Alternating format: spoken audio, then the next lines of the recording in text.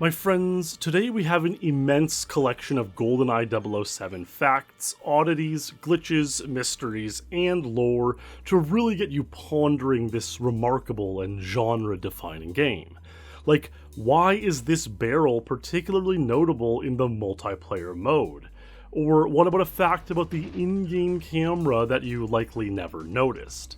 The first 20 to 30 minutes are going to be completely fresh, new facts I've never discussed on this channel, while the rest is going to be remastered versions of facts and lore from several years ago, so you've probably not heard those in a long time either. In total, this is well over an hour of the deepest cuts of mostly useless, mostly harmless facts and lore. So pour yourself a warm beverage, get cozy, and let's go. Here we go!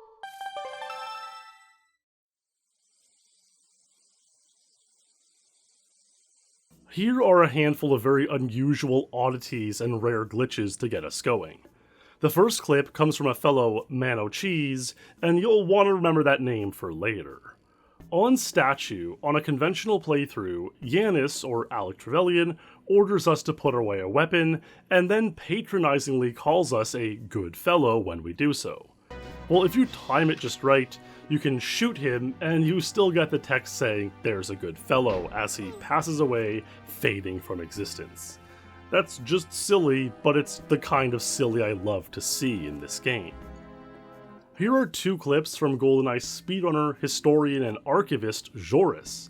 The first one is called Damn Double Agent Tunnel Guard Incident, in which we see, well, a guard who seemingly got stuck in the roof of the tunnel as Joris was speedrunning through it.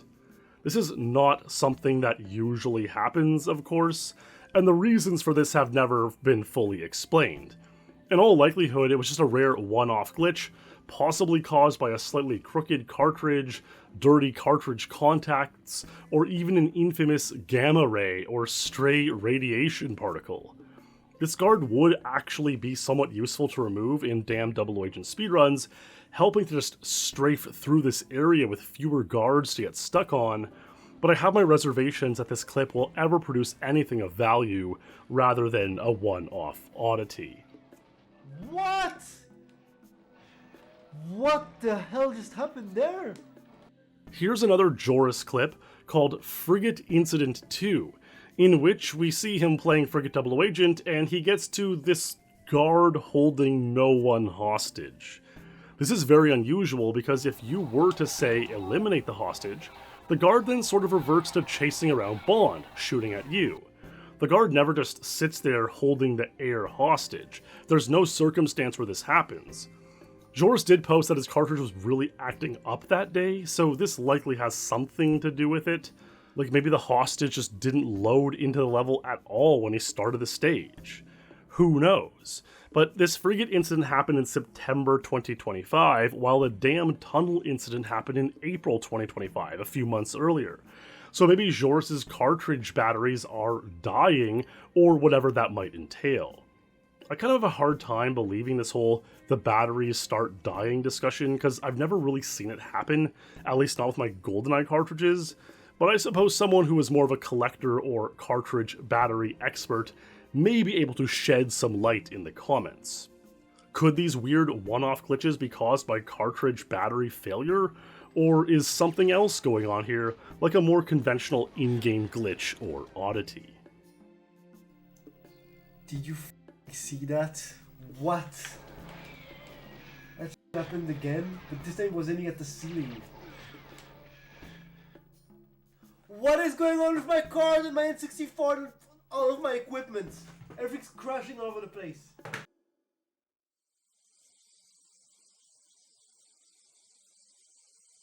Here are a couple quick Aztec oddities which I've never addressed before. The first one comes from gamer Mamel, who experienced this while walking backwards through the stage. At first, this seems truly shocking. In reality, you're just leaving the view of your camera in a previous room, causing the next room you're accessing not to load, or delaying its load. Unfortunately on Aztec, the glass door is still there, preventing this from being a huge game-breaking skip, which would have been awesome and might have been the first thought you had seeing this footage. So we still have to go with the whole ordeal of luring guards to open the glass door. According to GoldenEye expert Icy, this is very old and well known, although I didn't know it. You could also do it the other way around to unload parts of the first room. The one special thing you can do with it is throw nades in a couple places that you normally can't, but nothing too useful, so that's that. Here's another clip from The Luge, where he's playing Aztec and gets kinda stuck in the floor before passing away. It's unfortunate he dies so soon, so we can't get a good grasp entirely of what's going on here. It's easy to sort of replicate, as this gap in Aztec behaves pretty weirdly, having to do with the fact that there's only very basic vertical movement programmed into the game, and you're not really supposed to fall off objects or platforms in general, the Aztec gap being one of very few places where you can fall off and keep playing. The Aztec gap is a cool feature, but if you're running quickly you do kind of clip through it, so I doubt this is a true out-of-bounds scenario, which are quite rare in GoldenEye.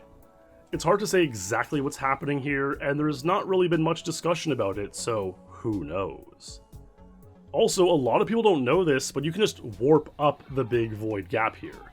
Again, this has to do with how the transitional vertical areas are just not programmed very deeply into the game's code, and so you're either down here or up here. This is actually a much easier warp to pull off by simply switching weapons than many other warps in the game, and in fact the earliest world record speedruns used this route, giving you access to Jaws earlier than the conventional path through the stage. For example, this Aztec 00 Agent 238 by an early speedrunner Paragon X9 in April 2001 used this technique, performed a few months before the discovery of the glass door skip found by Big Boss Man later that year.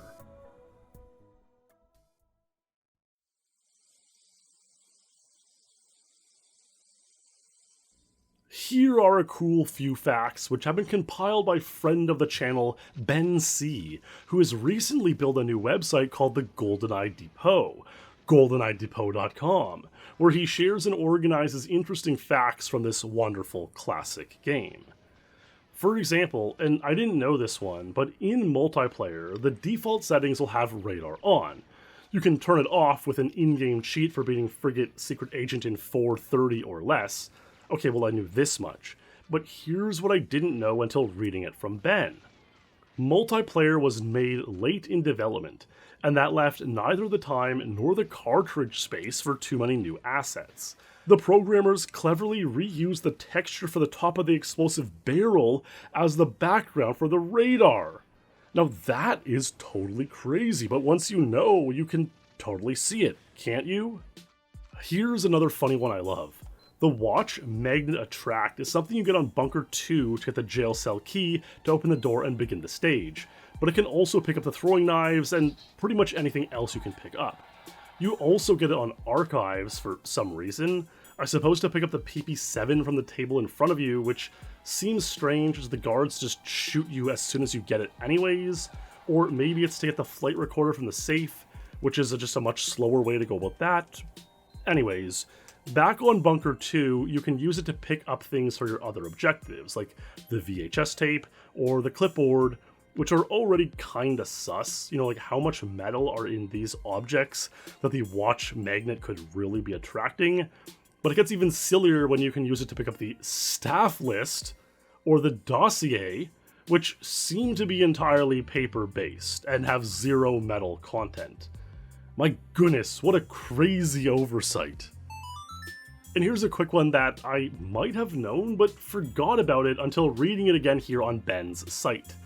The camera, which you get on Bunker 1 and Silo, well, if you hold R to aim, you can zoom in and out with it, just like the sniper rifle. This makes sense, I suppose, kind of like zooming in and out with a camera as they do, but zooming in and out is already an uncommonly used thing in GoldenEye. You only naturally get the sniper rifle on Dam and Surface 1, so it's a pretty rare weapon. Other zoomable weapons, like the KF7 and AR-33, only have one zoom setting. You can't fine-tune it in and out. Top this off with the fact that the things you photograph for objectives are generally pretty close to you. Like, there's no reason to zoom in to photograph the satellite on Silo, and even the Bunker 1 screen isn't too far away from you at any time. It's not like you were assigned to photograph the damn island or something very far away, so it probably never crossed the minds of many to try zooming in and out with the camera, but you certainly can. Anyways, there's tons of cool stuff like that on the GoldenEye Depot website. Check it out in another tab or at your leisure. I'm sure I'll cover more stuff from there in due time, but I'll leave some goodies over there for now.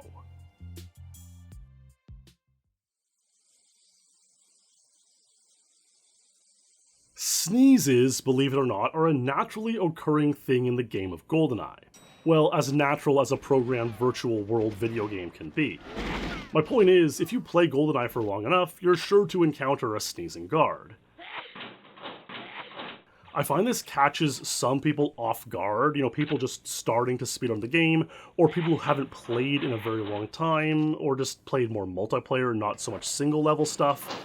But if you've speedrun the game and reset for hundreds or thousands of hours, over and over again on the same stage, you will have encountered some sneezing guards at some point. That was an inaudible guard sneeze, but it was on screen. Oh, another guard sneeze? Sometimes you only see the guard sneeze, but don't actually hear it. Other times you hear the guard sneeze, but don't see him. This clip from Mark Rutsu encounters 2 sneezes early on in Facility. I feel like Facility, Archives, and Bunker 1 are some of the most common levels to hear sneezes, though this might just be because they're levels where there's lots of guards in close quarters. One of the most famous sneezes of all time was towards the end of Ryan Lockwood's Archives Secret Agent 54, one of very few world records achieved with a sneeze.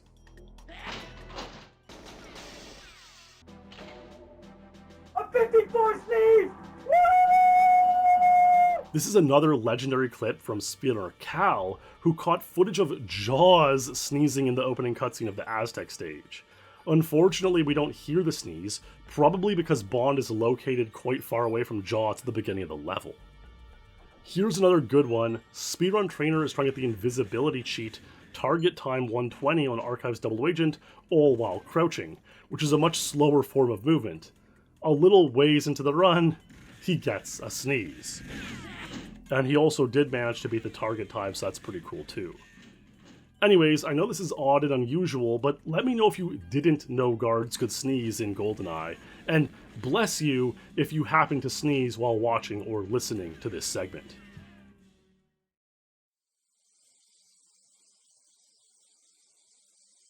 Alright, here's a weird one stemming from the recent discovery in GoldenEye where you can warp out of the train without lasering off the locks. In this clip, we see speedrunner The Luge do just that.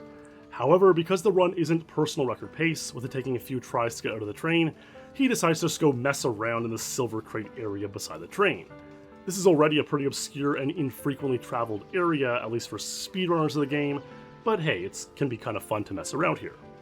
So after doing that, and after letting the countdown timer fully elapse, thus causing the train to explode with tons of detonations, we hear many guards inside the train pass away.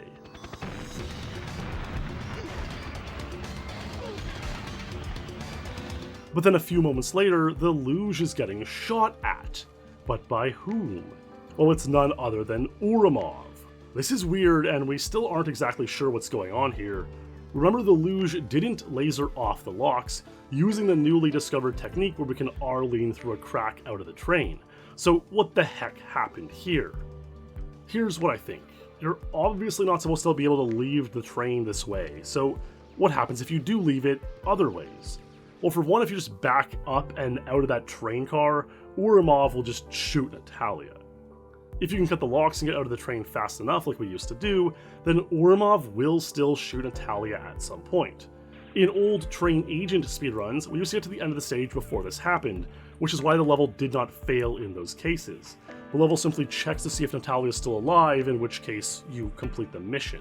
So if you get to the end fast enough, you win.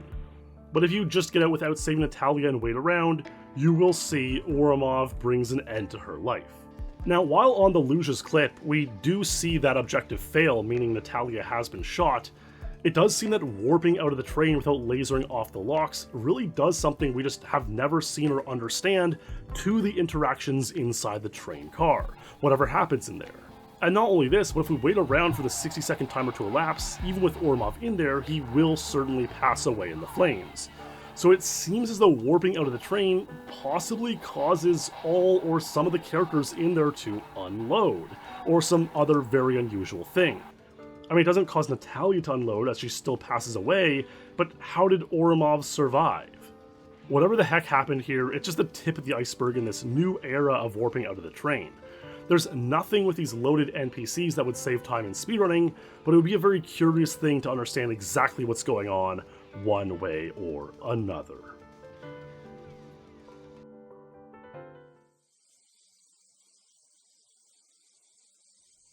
Alright, this is the story of what is truly one of the most insane GoldenEye challenge runs ever completed.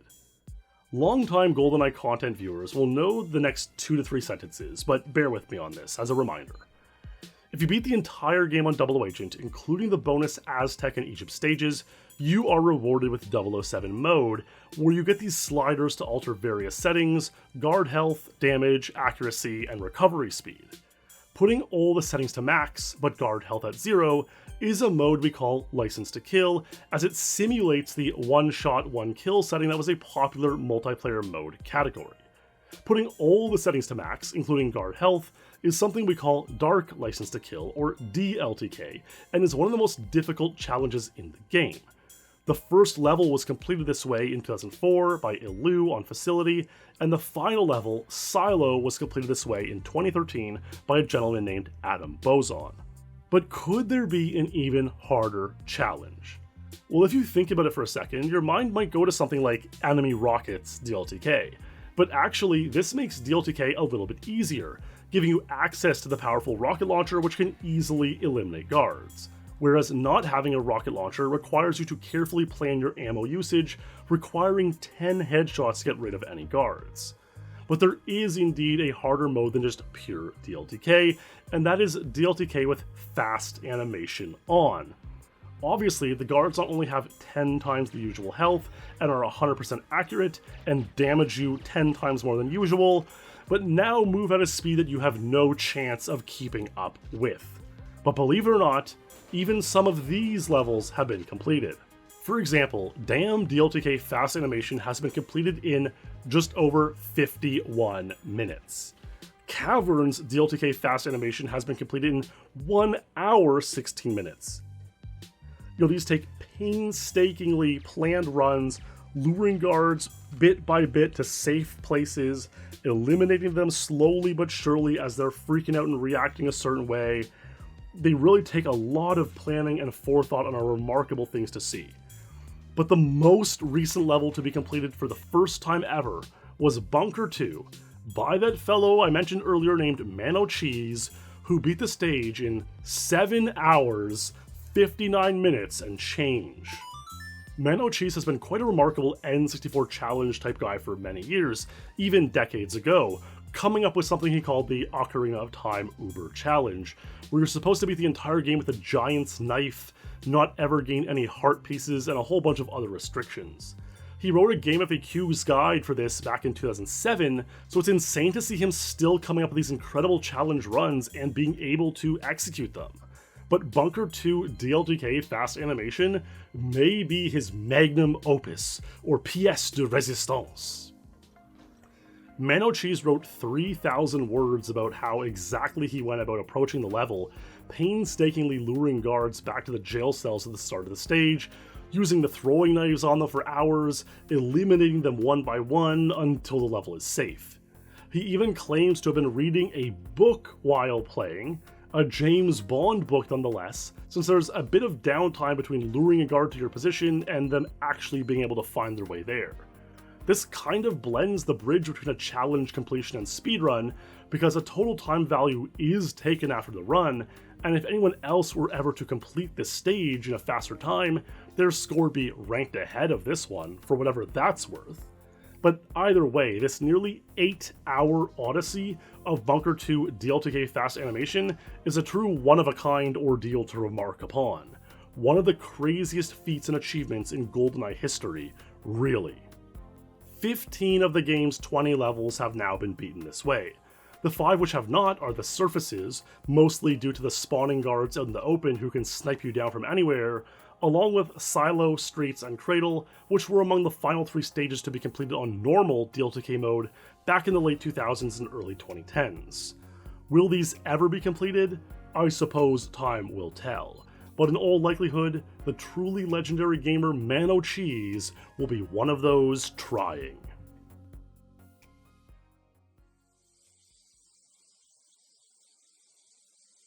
Alright, here's a sort of GoldenEye mystery or fact that still remains unresolved to this very day, in a way.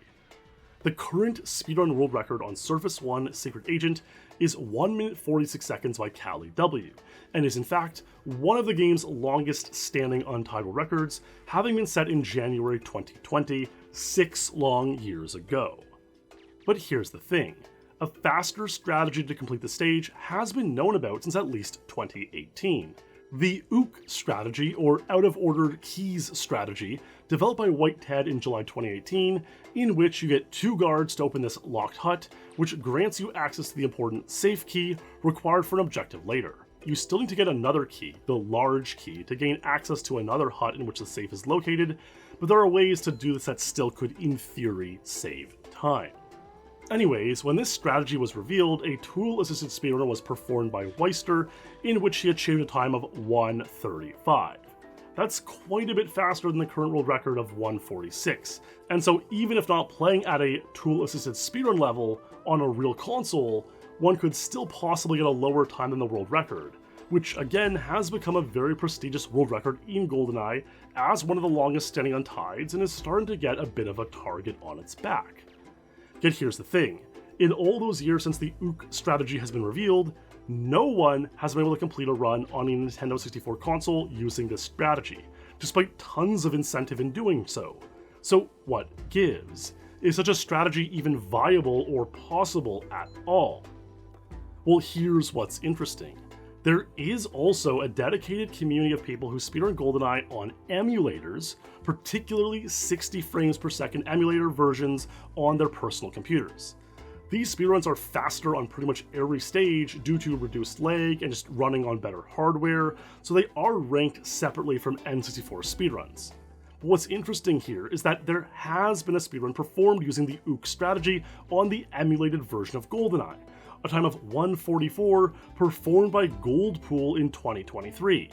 Now, while this was on an emulator, it's not like he was using save states to make this happen, going back in time and changing things frame by frame. Rather, he was just playing through the level cleanly. He pulled off the tricky guard lure, got the hut open, and played out a run in 1:44, which tied the conventional record using the more common strategy. So yeah, the 60 FPS emulator record was 1:44, while the N64 record was 1:46. A reminder of how these emulators are just a bit faster regardless of the strategy used. So does this prove that pulling off the Ook strategy on a real N64 on a real speedrun might actually be possible? Well, maybe. It's also possible this very fine lure benefited from the faster frame rate. Because in order for this strategy to work, the 2 guards here have to be alerted at 2 different times. You have to move slightly backwards after the first guard notices you, and the 2 guards have to seek slightly different positions when arriving at the door. So it makes sense that having a faster frame rate would help the chances of this all happening properly, making it maybe slightly easier. That's just my speculation though, so who knows. Another thing to consider is that, while the 60 FPS emulator record on Surface 1 Secret Agent has now been lowered to 1:43 by Raza, using the old strategy, not the Ook strategy. And that kinda might be the crux of this all. Sure, the tool-assisted speedrun got a time of 1:35, but in reality, with a real person playing, this strategy might just not be all that much faster, or faster at all, than the more common intended mainline strategy. Just adding the time it takes for a human to perform the lure successfully, in with the fact that you won't get a grenade launcher, so you won't be able to self-boost during the run, something world record runs do incredibly well, and then lastly you'll have to shoot off the locks with a KF7 at the end instead, rather than using the grenade launcher to much more easily and quickly do it while strafing, floating right into the hole at the end of the stage. So, does the Ook strategy actually save time when played in a non-TAS setting? Will anyone ever pull it off on the N64 console, now going into 8 years since the strategy was found? Only time will tell.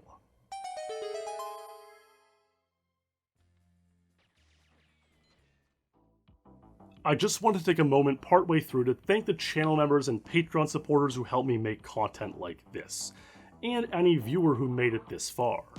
I'll be restarting GoldenEye Speedlore soon, so check out my Patreon if you want to support that series too. And if you enjoyed this video, do give it a like and a comment about a GoldenEye memory that jumps into your mind, as they help my channel at a very strange time here on YouTube. Alright, so those were my latest collection of new facts and lore, with fresh stuff and new perspectives on classic mysteries. The rest of this video is remastered facts and oddities that even if you have heard, you haven't heard for a while, since they were posted here 3 or more years ago. So keep relaxing, enjoy, and ponder.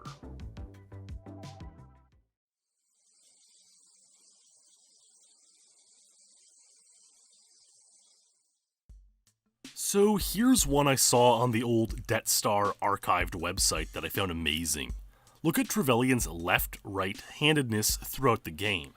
On Facility, he's right-handed, holding the stock in his right hand and the trigger in his left. The same goes for him on Caverns and on Cradle, so he holds his weapons right-handedly. Even on Train, where he holds the ZMG one-handed, he's holding it in his right hand. Fair enough. However, on Control, if we can sneak into the elevator at the end, we notice he's actually holding his weapon left-handedly. This clearly has to be a small mistake, and it's not a huge one by any means, unless they wanted a hidden Easter egg of him being ambidextrous, although I doubt that. It's just something that's pretty cool to see, especially since it's something so rarely thought about. I'm amazed that Death Star noticed this all these years ago, as it's probably just mostly been forgotten about ever since. So here's an interesting quirk that you've probably never noticed. Well, because it has to do with a couple things that usually aren't in the game. You see, when you go to pick up an item, you usually get to see the external model in the game. You know, here's the external model for the sniper on Dam, and here it is when you're using it yourself. Same goes for the KF-7 and pretty much every other weapon in the game. That includes pretty rare stuff like the automatic shotgun, which you can find on Statue or Caverns, the throwing knives on Bunker 2, or the Moonraker laser on Aztec.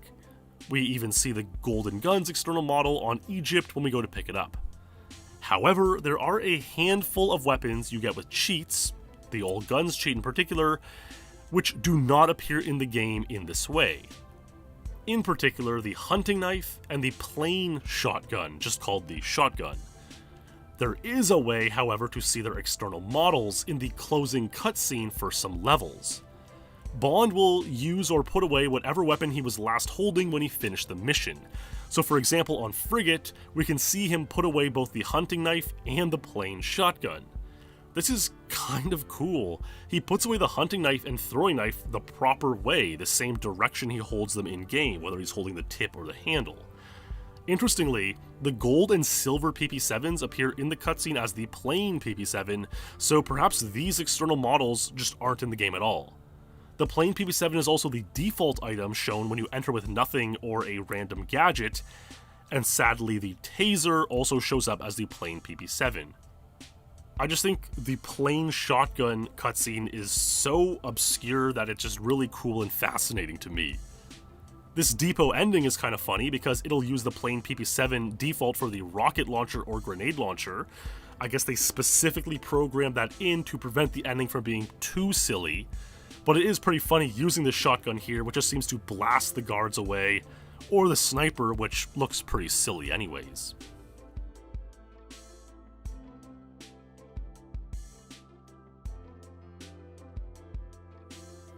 Okay, speaking of weapon anomalies, here's an interesting discussion that comes up every now and then.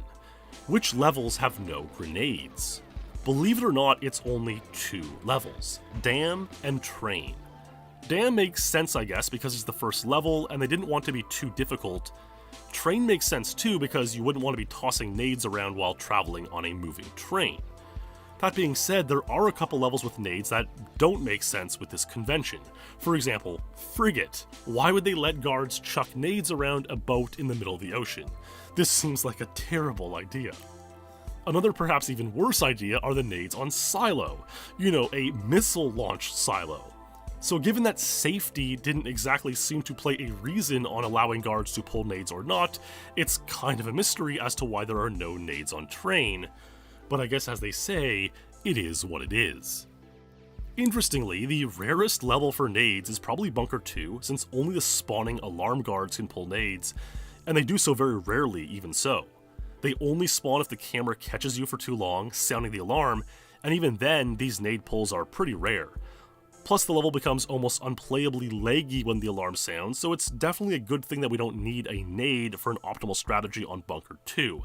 Though we can't help but wonder how a nade might help things in a speedrun if it were possible to get one on dam or train. The plastique is perhaps the most unusual gadget or item in all of GoldenEye 007. It only appears on Silo, but its mystique and lore goes quite deep. For one, it can be quite buggy. If you throw a plastique on a collectible object such as ammo or a circuit board and then pick it up, thus picking back up the plastique, and then throw a grenade immediately, the game will often just crash. Take a look. Not only that, but the plastique is unique in its role as a gadget in that it will show up as your weapon of choice on the end screen. You see, if I play Dam and immediately select the covert modem, then run around for a few minutes and end the mission, clearly having held out the covert modem more than anything else, it'll still just say that my weapon of choice was whatever thing I held out most aside from the covert modem. And this is typical for most gadgets. However, if I hold out the plastique more than other items, it will indeed come up as the weapon of choice. I mean, this kind of makes sense since it does, blow up and whatnot, but it's not really a weapon, as if the plastic goes off, you just pass away with 100% certainty, there's no way to survive a plastic explosion, aside from invincibility of course, it just explodes on and on forever. So yeah, the plastique is a strange and unusual item in the game and will remain mysterious until we can get our hands on a full decomp of GoldenEye 007.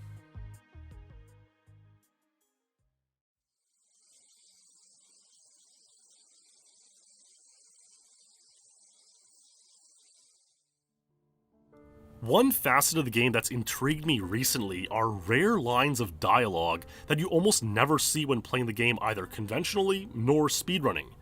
For example, everyone who plays Facility will encounter the line, "Glad you could make it 007" when you first encounter Trevelyan, and most might remember that a subsequent line has some variation depending on how much health you have remaining. However, did you know that if you leave Trevelyan after initiating some lines of text, you'll get this rare line of text? There's a job to do here. Don't neglect your duty, James. And yet perhaps even rarer is the next step when you return to Trevelyan and get this one. So you came back. Similarly, on Statue, if you speak with Mishkin and then run away in the middle of your conversation, you'll get this prompt. Come back, Mr. Bond. There's no other way out. There's also another interesting one on Statue, which you get before picking up the flight recorder should you run too far away while trying to find it. The flight recorder could not possibly have been thrown this far from the explosion, which I guess makes sense as a little hint, since the devs didn't want you running around the entirety of the already labyrinthian Statue level if you couldn't find the flight recorder. There's also this funny one on Bunker 1 if you destroy the mainframe and then lead Boris to it. There's no way I can fix this. So yeah, those are some obscure and uncommon lines of text and prompts in GoldenEye. If you know of one of these or have a favorite obscure line of text, I would love to see you share it in the comments. Okay, so here's one about the minutiae and details of the game that I just find super intriguing. It's about the names of the stages. I find this super fascinating though, so bear with me. Basically, if you pause and look at the objectives on a stage, the name of the level is not always the same as it is in the level select menu. For example, Dam is Bielomorye Dam. Fair enough, a more detailed name of the dam. Okay. Facility is Arkhangelsk. This is the location, the city in which these stages are located. Fair enough, I guess it kind of makes sense. But then runway is just runway. Given these three are all in the same location, it's kind of interesting that facility comes up as Arkhangelsk. It seems that'd be more appropriate for dam. And why is runway just runway? Surface 1 and Bunker 1 both come up as Severnaya, which is its exact location. Okay, fair enough. Although given this convention, you'd think maybe there'd be a cuter name for the bunker, but anyways. Silo comes up as Kyrgyzstan, which again is its exact location, but now we've moved away from a town or a region to an entire country or former Soviet Socialist Republic. Frigate is just Frigate, which is strange because in the intro cutscene it's referenced as Lafayette, so why they didn't give it its sort of special name here is very bizarre to me. Surface 2 and Bunker 2 are against Severnaya. Okay, we'll accept that. Statue is just Statue Park, which is fair enough. That's what it is. That's its proper name. But again, it could be St. Petersburg. We'll see about that. Archives are just archives. Again, this is odd because in the intro cutscene it shows military archives, and given these often have more detail, you wonder why it's not military archives here. Streets does come up as St. Petersburg, so fair enough, that makes sense. Depot comes up as Military Depot. Fair enough, but then why, again, is archives not military archives? That is just so strange. Train comes up as Train. You'd think it might come up as Armored Train or something like that, but no, it's just Train. Jungle is Cuban Jungle. Okay, a little bit of a clarification there. Control is Yanis Control, which I don't really entirely see where that comes. I guess it's Yanis's control center, but control center would make more sense. Caverns is Water Caverns. I think that one's pretty cool. An interesting tidbit on the Japanese version is that it's called the Pump Facility, which I remember some in a less mature frame of mind would find hilarious, the Pump Facility. Cradle is Antenna Cradle, okay. Aztec is Aztec, fair enough. But this whole exercise was mostly about Egypt, which, believe it or not, comes up as Crypt. This one is just so strange and bizarre. In the menu select, you get El Saghira Temple, not Crypt. Why it's called Crypt in the watch menu, I have no idea, but it is. So if you want to throw everyone off and be a little bit of a silly poster, next time you get a personal record on Egypt, call it instead Crypt.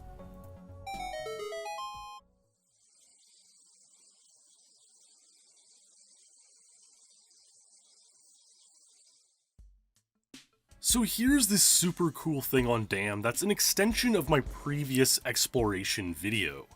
At the end of Dam, if you turn on a Gameshark code to prevent the level from fading out, you can explore the bottom of the dam.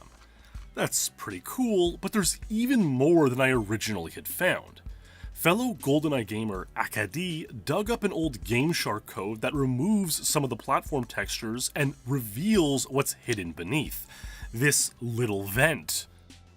It seems to be only partially made and looks kind of weird, but it's pretty awesome. I just think it's so cool, such a random thing that so few people would ever have seen. I personally think this is almost certainly a relic of the early days of making the game, when the devs were just building levels before really knowing what to do with them. Perhaps an indication that there was at one point a plan, or at least a thought that dam and facility would be more directly connected to one another. I mean, it's pretty apparent that this vent is that connection, so it's cool to wonder exactly how this would have all played out. Maybe you would have gone directly into the facility without loading between levels or something. This poster on Shooters Forever back in 2006, where Akadi found the Gameshark code, purports a theory that the dam vent is actually a beta leftover where you would retrieve the remote mines to destroy the truck. I've never heard that before, but it certainly could be true. I also found two more great Gameshark codes for dam. One turns the aforementioned truck into a jeep, which is just remarkable and epic to look at. And another one unlocks this door placed behind you at the very start of the mission. There's not much behind it once you get it open, just some empty space and some wall textures. The white whale diving into the ocean texture is very apparent. But there's no floor, and you can't go through here or explore any further. I mean, maybe you could with even more Gameshark codes, but that, my friends, will be for another time. The truck-jeep swap does make me wonder, though. The Jeep is smaller, less to render, so I wonder if it's less laggy, and thus would make the world records like Dam 52 just slightly easier with this code on.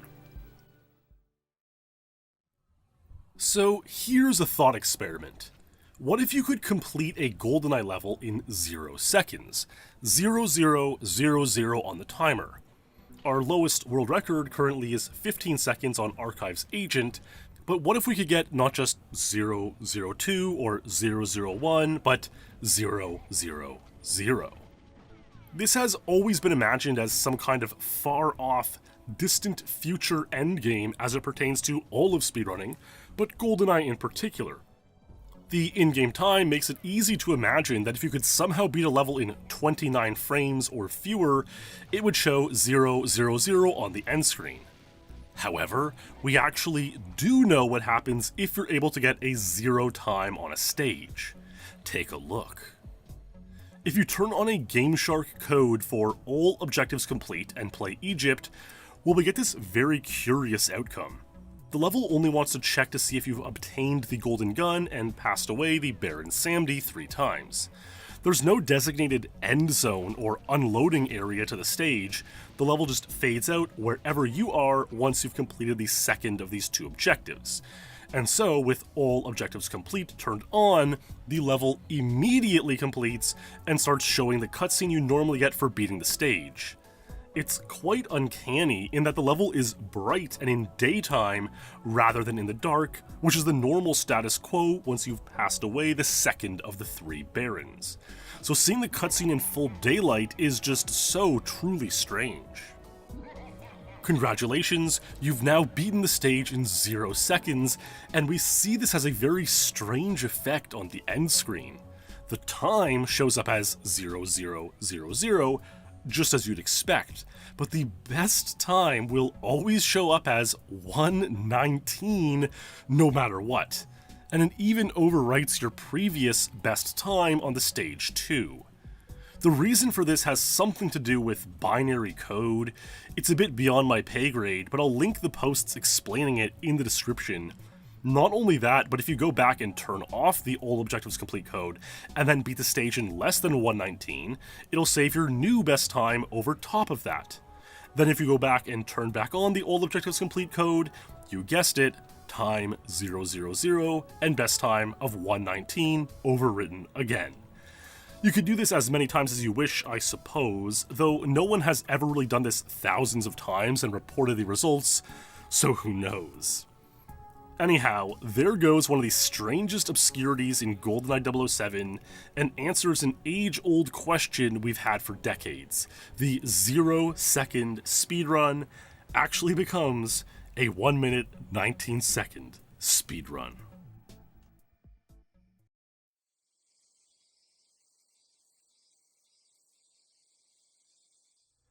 Here's a cool fact that I find really interesting to get us started, and it really shows the depths of knowledge and dedication that the developers had when making GoldenEye. There are very few places in the game where you can take environmental damage. I mean, aside from explosions and fire, like really one. And that is indeed on Facility, when you can break open these gas canisters, flooding the facility with toxic gas. In this case, you will slowly but surely start to take damage. But here's the interesting thing. When you take toxic gas damage, you take that damage directly and it doesn't affect your body armor. This makes sense, of course, because why would your body armor protect you from toxic gas? But it is interesting that the developers had enough foresight to program this into the game properly. If you look at, say, Super Mario 64, everyone knows the glitch where if you're low on health and then you go for a quick swim, your health bar and oxygen bar are the same thing, so surfacing quickly replenishes your entire health. And so these sorts of health issues weren't exactly something that video game developers in the 90s always had fleshed out. But it's cool to see that the GoldenEye devs did exactly do that. Kudos to them.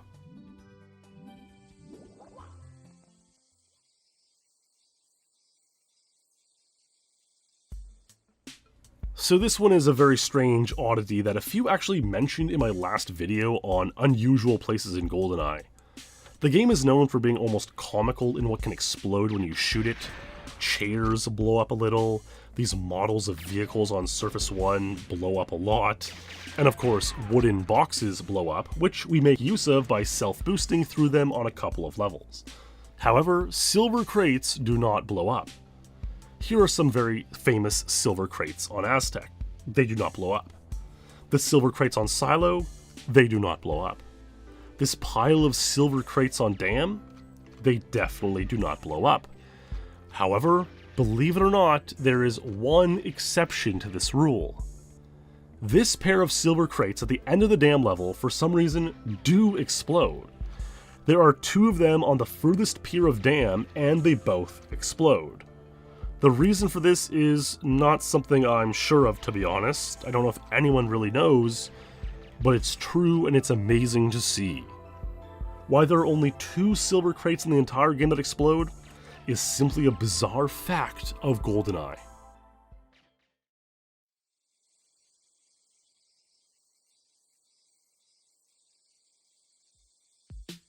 Here's one of the most bizarre video clips of GoldenEye, and something that you almost definitely didn't know or ever thought about before. At the end of the control stage, Trevelyan taunts you by calling you slow and then closes his elevator door. You cannot open it, and thus you must use a separate elevator to finish the mission, where you then carry on to Caverns and Cradle and you chase him to the game's grand finale. Okay, so Trevelyan closes the lift door on control, stays still, and never opens it. You can never enter this lift, even with turbo mode and slow animation on, and the door always remains locked. Trevelyan doesn't open it, you can't open it. Can anyone on the stage open this locked lift door? Well, in this video from 2011, from Speed Gamer and GoldenEye madman Trent H, we might just find out. He turns on a few specific cheats and settings. All guns, slow animation, invincibility, infinite ammo, and sets enemy health to full 1000%. Natalia already can take a lot of damage on control double agent, and so with 1000% health, this gives Natalia an incredible amount of health. And by shooting her in the leg with the Clob, which only does 60% of the damage of most other weapons in the game, you can back her up very, very far. You can quickly swap to the golden PP7 to pass away guards on the stage who might be interrupting this process, interfering with you backing her up as far as possible. And when you're backing up Natalia, if you shoot her just as she's turning at a certain angle in the middle of her recovery animations, you can slowly but surely edit the path on which she backs up.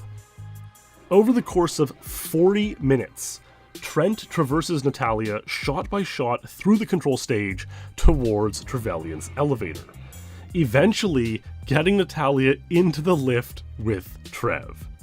This is truly amazing, and I would dare say something that no one watching this video has ever done before, unless of course you're Trent yourself watching this video. Trevelyan then notices Bond, closes the lift, yet Natalia is able to open the lift herself and run away from Trevelyan back to her usual points and spawn points on the stage. So this answers the age-old question, I suppose. Who can open this lift on control? Well, Natalia can.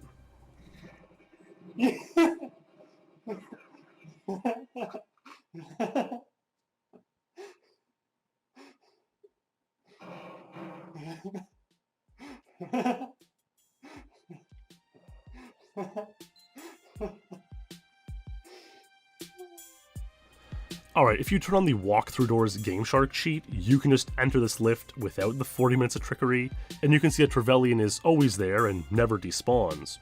But you cannot even unlock this door from the inside. You do see, however, that guards do see you and follow you in, and they too can unlock the door from either side. I imagine Boris would also be able to unlock this door, but he has much less health than Natalia, and so he can't survive quite as many shots. I tested it myself and found he survives, 60 club shots with 1000% health, so this might barely be enough to get him into the lift with Trev, but I'll let some other intrepid gamer try that for themselves. Interestingly, as one final footnote on this entry, shooting Natalia to back her up and then turning her at specific angles of her recovery animation would later be used in the world record speedrun strategy. We now back her up at a specific angle to this point where she can escape to her despawn point about a second faster than normal when we leave the control level and complete the mission. So little did Trent know in 2011 that his mucking around on control actually showed us something that would become useful later. And perhaps, if people paid a little more attention to this troll video, the world record strategy may have been discovered sooner.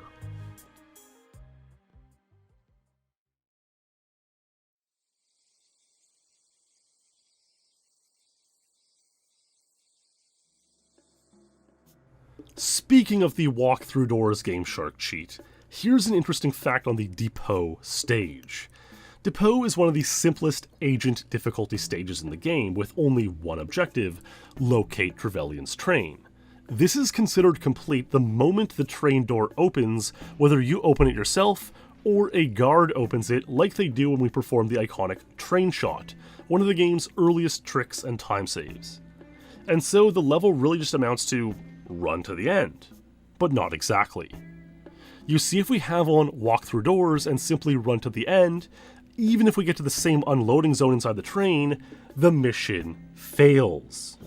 This is because the trigger for Objective A, locating Trevelyan's train, depends on opening the door to the train. It's just such a bizarre and counterintuitive twist to the objective that just running in there plain fails the mission. Of course, the door can be closed or closing when you're entering the train, so long as you've opened it first, the objective will complete and the mission will complete. But it is a very quirky door, and unless you've messed around with walkthrough doors yourself, you've probably never encountered this. Certainly strange.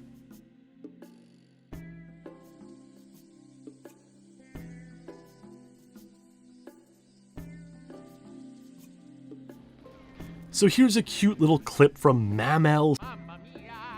And yes, that is his username.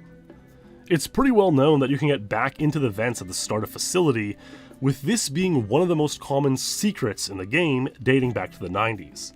However, did you know, guards can chase you up here too? Especially the infinitely spawning guards from after the Ourumov encounter will actively seek your position no matter where you are on the level, and so if you manage to get back up into the vents, they might just chase you up there too. I can just see some strange creepypasta being written about this scenario.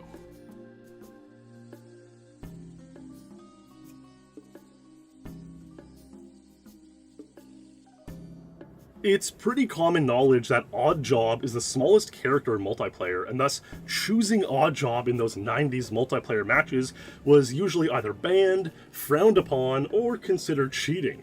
While you do not encounter Oddjob in the solo player game, despite many 90s rumors, he is indeed the most controversial multiplayer character due to his diminutive stature and thus smaller hitbox. However, did you know that some characters are pretty much just as small as Oddjob? In particular, the female civilian, scientist, and Moonraker. This image from fellow GoldenEye content creator Grassloo really just shows how small these female characters are, and you probably wouldn't have gotten too much flack for choosing these players in your multiplayer matches instead of Oddjob.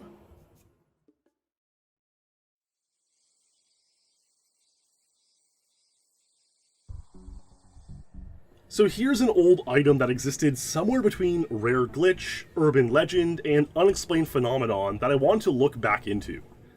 Back in the 2000s, if you browsed around various early gaming websites like Game FAQs, or just personal websites of fans of the game like the legendary Death Star GoldenEye site, you probably came across the story of the Faceless Guards on Surface 1. The idea was that, if you spawned the Arctic Commandos wearing blue camo, which can be done by either trying to enter the bunker from this door, or by destroying the communications console, failing Objective A, eventually they will start spawning without faces, or messed up faces, or wearing sunglasses, or just other bizarre, glitchy textures. I tried this for a couple hours and had absolutely no luck, but I made a forum post to the Elite community who had heard similar legends over the years. Pretty quickly, a couple of the guys got the glitch to work. With renewed spirit that this was simply not some old urban legend and could be performed on console with only in-game cheats and no external ROM hacking, I tried it myself and also got it to work. You can see one particularly common texture is this blue stripe across where the eyes should be, which I suppose is where the sunglasses legend came from many years ago. This stage is an interesting one as there are two distinct groups of spawning guards, the Siberian Special Forces in the gray-white snowsuits, and the Arctic Commandos in blue camo. For reasons that are still not entirely understood, the level gets incredibly glitchy when both sets of guards are spawning.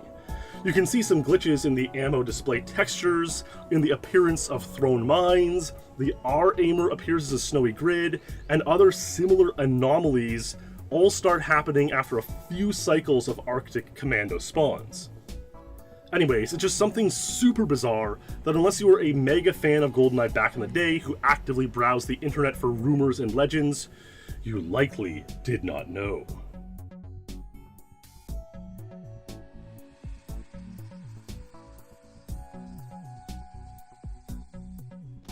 So here's a very strange situation that I had never considered until I saw a Perfect Ace video doing it. On Facility, Secret and Double Agent, you must encounter Dr. Doak to receive the door decoder, as this is an objective. You can make noise to attract guards to open the locked door, which otherwise requires the decoder, so keep this in mind. Although if you were to do this and not encounter Doak, you would still fail because, of course, it's an objective.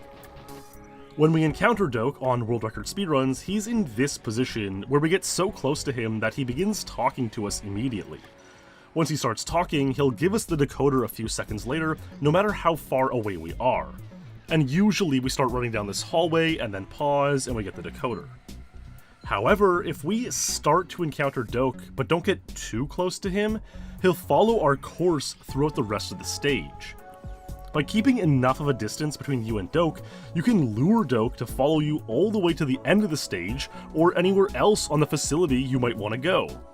This can result in the very rare case where you can complete the Doak objective after the Trevelyan encounter, something that is ordinarily far from the intended way of playing the game.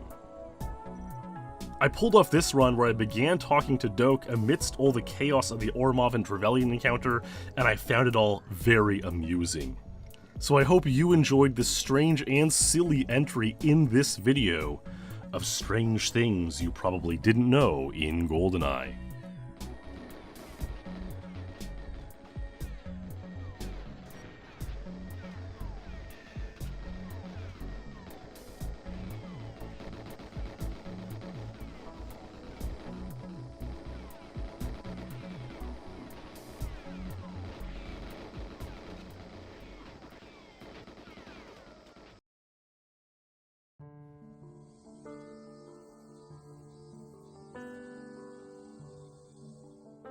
Here's one that I legitimately did not know about until last year, but admittedly, perhaps you may have already been aware. On Bunker 2, when you use the watch magnet attract to obtain the cell key which lets you out of your jail cell, the key is actually physically placed on the wall opposite your cell. You can see it right here. Pressing Z to use the watch magnet attract literally pulls it towards you and into your possession. I had no idea until after the Arlene cell warp was discovered, escaping the cell without the key, but you still need to pick it up from the wall yourself in order to unlock the final door on the stage. This door being locked the first time I ever encountered it really stunned me too. it's all a very strange layout to the level. You know, why you need your cell key to unlock the final door in the bunker is just bizarre. Furthermore, you can also visibly see the throwing knives from this sort of, you know, whatever vent or drainage pool it's supposed to be, and if you shoot the knives, they'll pop up one by one onto the floor level where you can pick them up. Of course, the more common way is to gather all 5 by just using the watch magnet attract. And here's another interesting and well-designed little quirk on Bunker 2. The way the level is canonically programmed, you're supposed to go over to this side of your cell and have a conversation introducing you to Natalia.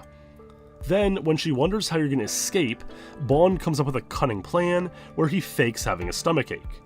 The guard doesn't buy it at all, but this is supposed to guide you towards taking out your watch magnet attract, which both makes the sound of a grumbling stomach and activates the powerful magnet, which pulls the key off the jail cell wall, allowing you to escape.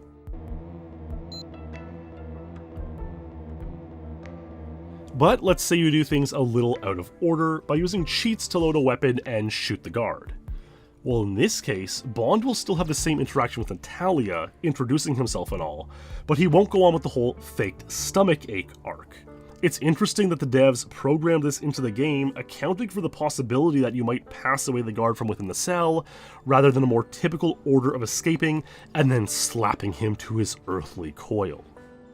Of course, it would be very silly for Bond to have a conversation about a stomachache with a non-existent guard, but it's still cool to see that the possibility of him being eliminated first has all been accounted for.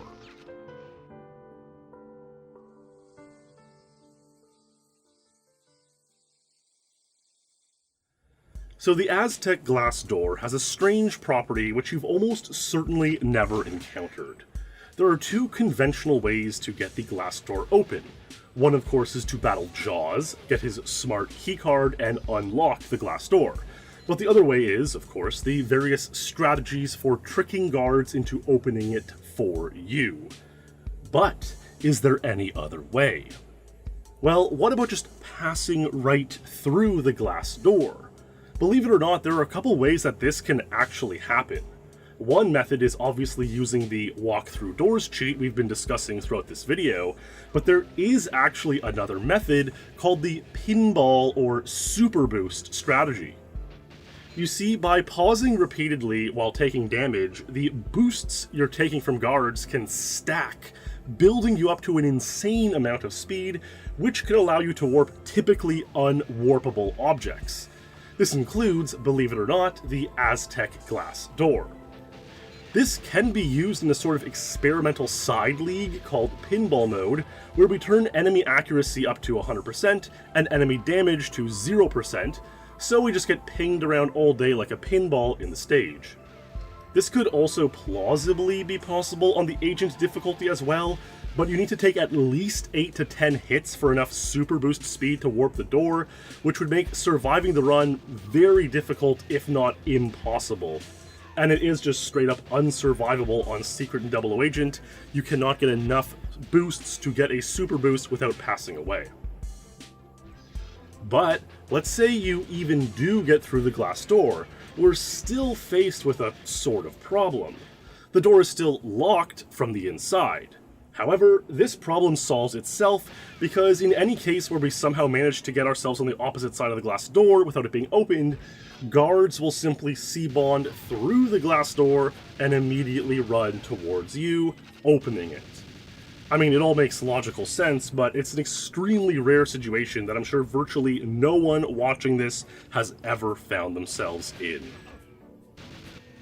My friends, will anyone ever pull off a pinball super boost world record on Aztec Agent? Probably not.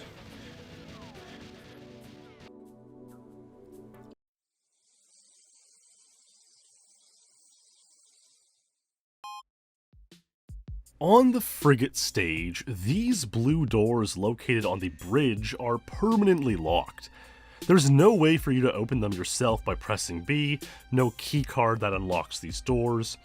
Mind you, with cheats on, like the Gameshark code walk through doors, you can just walk through them.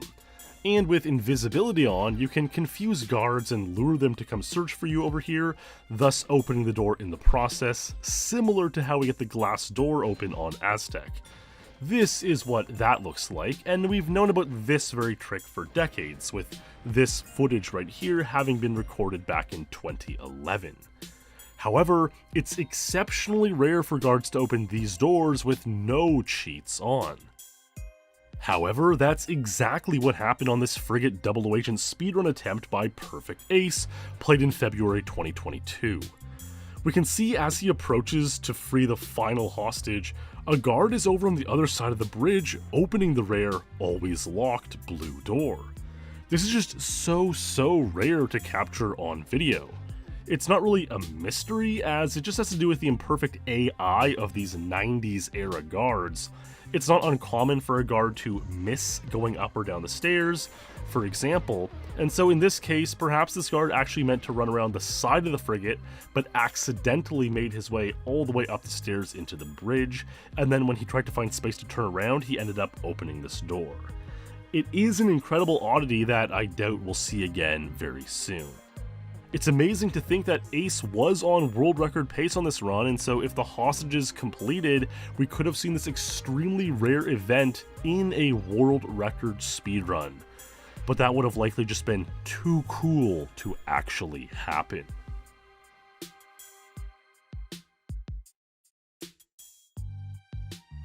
Here is a truly bizarre video clip that really baffles all explanation.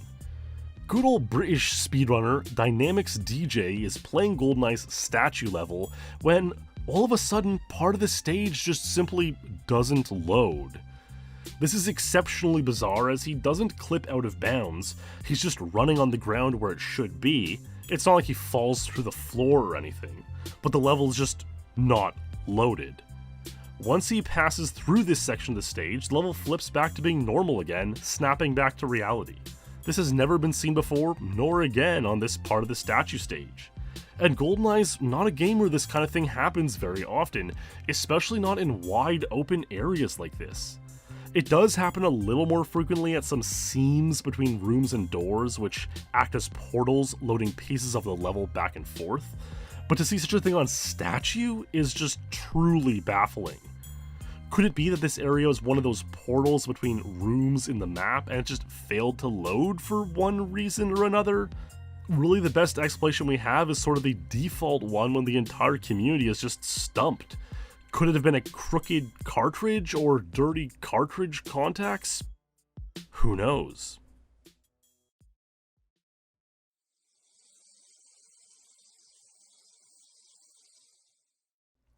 Here is a very odd clip shared by European speedrunner Gromik, where he gets stuck inside Trevelyan at the bottom of Cradle. Indeed, a couple of things are going on here, so let's get into it.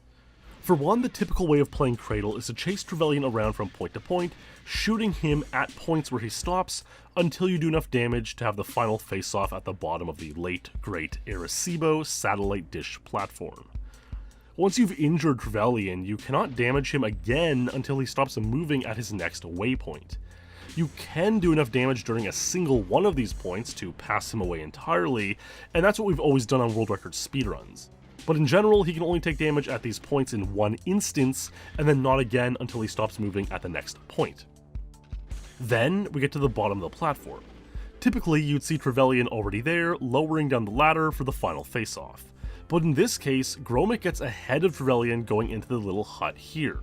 As a result, Trevelyan drops down and lands directly on top of Bond, causing Bond to get completely stuck inside Trevelyan. Does this remind anyone of Ant-Man and Thanos? Anyhow, because Trevelyan took damage at the previous stoppage point and has not fully stopped moving or reached the next waypoint at the bottom of the platform, he remains invincible and cannot take damage. Gromik finds himself in a truly unwinnable situation, and all he can do is sit there, frozen in place, as Trevelyan's henchmen fire endlessly, ultimately passing him away. GoldenEye tool-assisted speedrunner and scientist Weister suggested that this is probably possible since the game may not check collisions vertically. After all, there are only a few situations where you or guards can fall off anything in-game.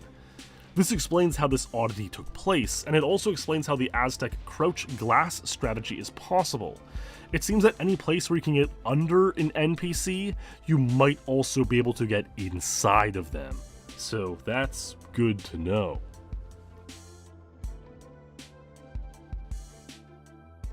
So here's an oddity that many have experienced over the years, but we didn't really understand that well until recently.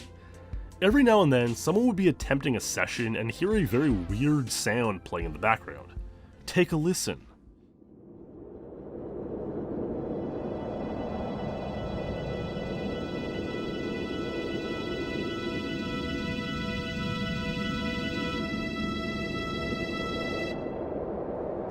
This would only ever happen if someone was playing with the in-game music turned off, or at least very low, a simple watch menu option. And it almost sounded as if it were a weird relic of the in-game music being played. Something being processed and played as a single tone. It was so strange that even some dubbed it the creepypasta note. Oh, there it is. Dude, it starts really early. Isn't it beautiful? It was eventually realized that this is a fairly common occurrence if you accidentally fail to pull down the music volume bar all the way to the bottom. It can be pretty easy to do this since putting it to 0 still leaves a tiny bit of the bar on screen, so you'll often end up putting it to like 3 or 5% without really knowing. And it doesn't make any difference when it comes to gameplay or even sound. At 3% you can still barely hear it, if at all. But yes, indeed, when you put it to 3 or 5 or 10%, very low but not 0, you will very regularly get a very strange sound on a number of levels.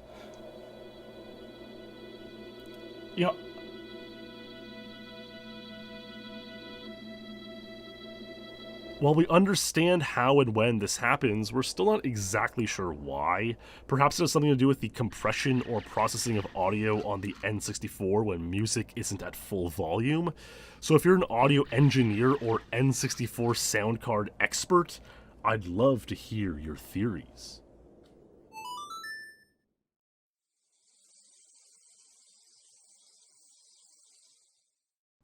This strange oddity happened to GoldenEye archivist and multiple untied world record holder Joris while playing Facility.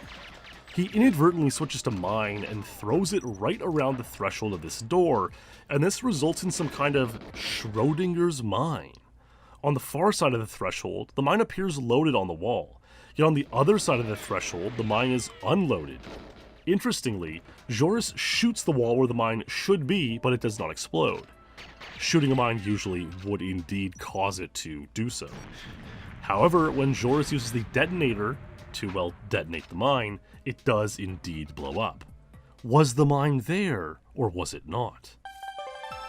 Joris' best guess as to why this happened has to do with the way the rooms are loaded in GoldenEye.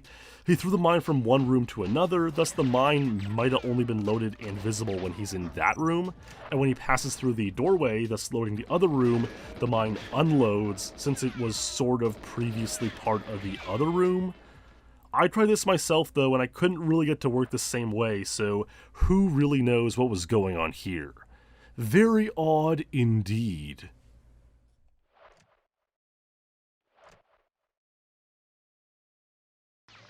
Here's another strange clip from Joris. Much weirder, I'd say. After a healthy session of playing Train, Joris quits out and goes back to the level select menu. But wait, did you see that? The archive's film frame is completely messed up. All glitchy and weird. It just looks so bizarre. He clicks on the level and the archive's menu itself looks fine, but he doesn't actually attempt to load the stage. Perhaps he was worried about it messing up his cartridge further and the game freezing or something like that. We can see he clicks in and out of the level select menu a number of times, and each time the archive's film frame is just completely graphically glitched. It's just so strange and unusual, it almost looks like a joke. Joris eventually resets and the glitch seems to resolve itself. As far as I know, this has never been seen since, nor again. It's just too weird.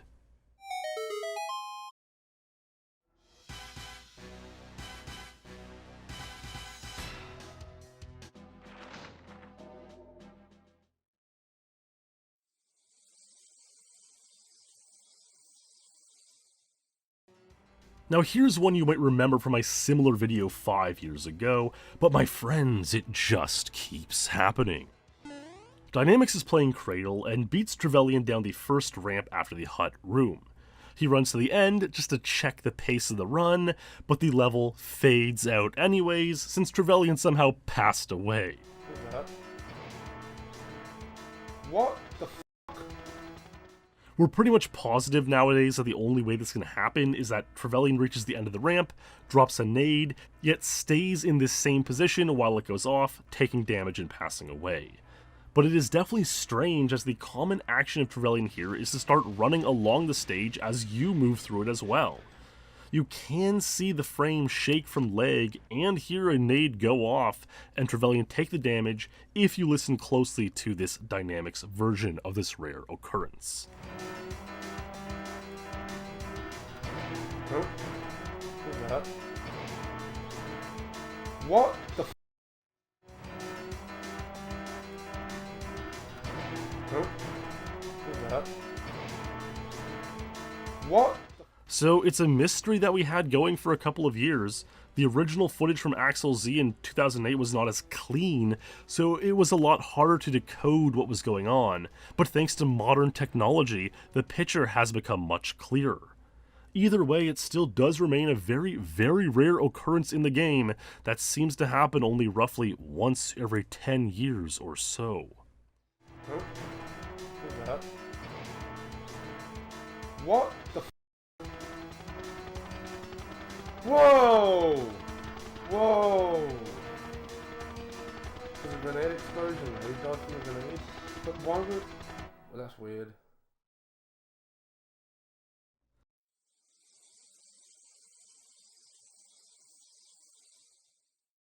Okay, the final three here are all extremely bizarre, and believe it or not, they all happen to the same speedrunner, the Scandinavian top 30 GoldenEye runner, Yendis. To fully grasp why the first one of these glitches is so strange, we need a basic understanding of a mechanic on the facility stage. If you go over to the faraway labs on facility and destroy these gas canisters, you get a message saying gas leak detected, isolating area, and the gas slowly leaks onto the level, damaging you and passing you away pretty quickly.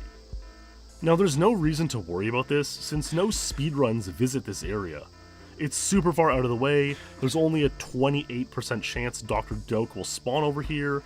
On those runs, you would just simply reset and start again rather than venture over here all the way to find him, you know, unless there's like a complete novelty mode where it's like a one try no matter what speedrun. You really only go over here if you're just exploring around, mucking around the game, and having fun with cheats on or something like that. So, Yendis is grinding away on a facility session, playing normally as you would expect for a facility session, and out of nowhere, on one random loaded level, he gets this message.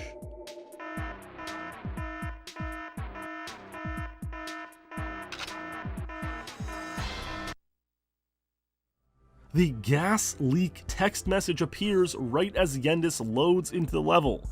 It is so strange and truly bizarre. This makes zero sense. It's never been seen before or since and has never been replicated even with cheats or emulator tools, though admittedly the latter hasn't been tried or investigated all that much. The level then freezes after a couple of seconds, at which point Yendis resets the console. We don't have any more footage of this session, but Facility purportedly played normally after a reset, and no such glitch occurred again. The only sort of theoretical thing that might make any sense is perhaps some sort of memory storage that leaked. Yendis doesn't recall going over to this area and destroying the tanks at any point earlier in the session. I mean, of course, why would he? So a memory storage leak doesn't exactly fit the bill entirely. We really have no idea what happened here.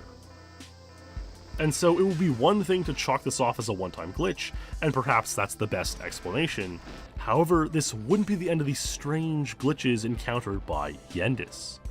Roughly 2 years later, on a completely different cartridge and console, Yendis was playing another facility session, And this time, he became the very first person to clip out of bounds on Facility. Now, of course, out of bounds clips have been seen a handful of times before. GoldenEye's levels are built very well, and out of bounds glitches are incredibly rare, but we have seen it happen a couple of times on Silo, Train, and we can get it pretty reliably on Streets. However, it had never been seen before on Facility. I'm just confused. I have no idea what's going on. Yendis messed around a while out of bounds for a good 20 minutes or so, but nothing really comes of it. You can't really progress through the stage since nothing loads beyond the room where you clicked out of bounds. Out of bounds clips aren't as exciting or promising as we once hoped in this game. But again, for this to happen to Yendis on Facility, yet on a different cartridge and console from the previous Facility glitch, that is simply too strange.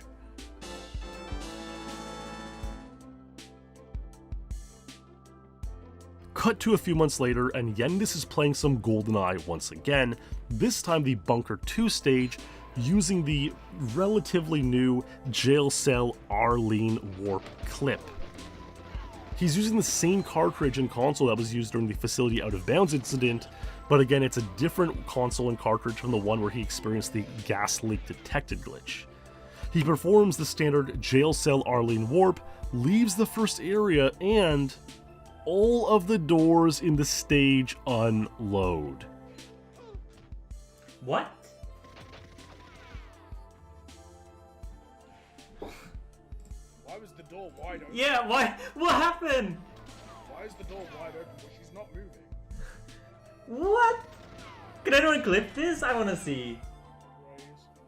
Oh, it's not the only door. What? Where are the doors? There's just no doors. The doors are gone! It is unbelievably remarkable, as this too has never happened to anyone else, nor has ever happened again. After the initial shock, Yendis and some pals in voice chat begin exploring the level. They realize there's no way to actually complete the stage in this form since Natalia will not leave her jail cell. Opening her door is what triggers her to leave the cell, and with no door, well, she's just stuck in this state forever. How do I even make Nat come with me? It's impossible to complete this. You can't open the door, so she'll never complete it. Yeah. I've never seen this! The door was just wide open. Yeah, it was already open. Look, the door isn't there. It just didn't load. Just open it. No, it's just not there. There's no door. A few other objects like tables are unloaded as well. Interestingly, one door remains on the stage, this glass door at the end of the level. Furthermore, the game simply crashed once Yendis left the stage after about 9 minutes of exploring. Did my car crash? Yep. I'm pretty sure it crashed. This one's actually a lot more interesting because obviously if we could find a way to reliably unload all the doors on a level without crashing, it would help save a lot of time in speedruns.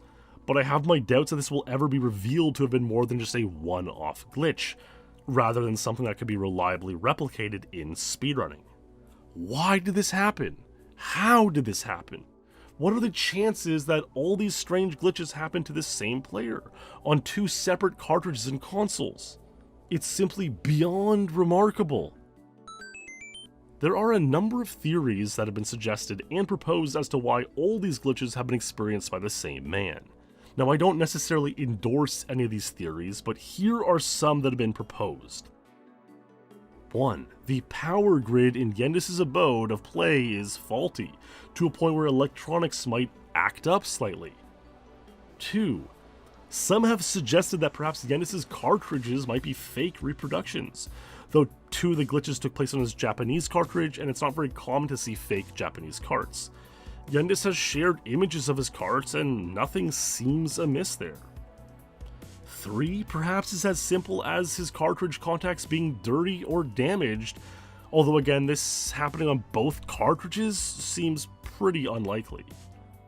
Even some more theories are that, it's often wondered, given conventional explanations of rogue gamma rays being known to fuddle up computers and gaming consoles, could Yendis simply reside in an area with more solar activity, thus more likely to have gamma rays strike his console, and create these strange glitches.